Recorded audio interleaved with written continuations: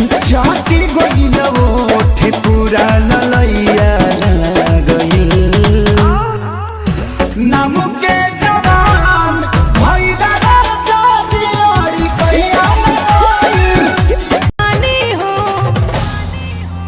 ए कि चाहते गरमी बात हिया में कि चाहते गरमी बात हिया में बरफ के पानी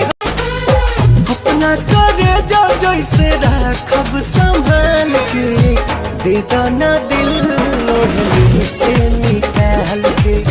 दे दाना दिल ओढ़नी से निकाल उड़े जैसे तितली उड़ेलू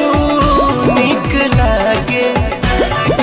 जाने अंगड़ाई जब लेलू भाग जागे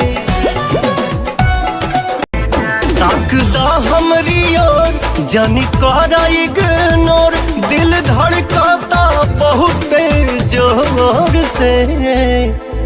हई गजरा लगावल काहो जवानी के मौसम यही समय में रानी जी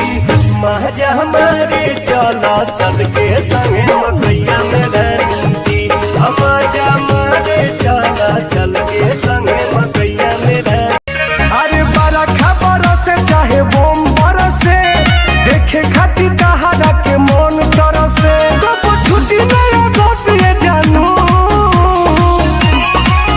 ऐसा चुमावा के धइले बाट सबसे नीक बाट सहिया किसानी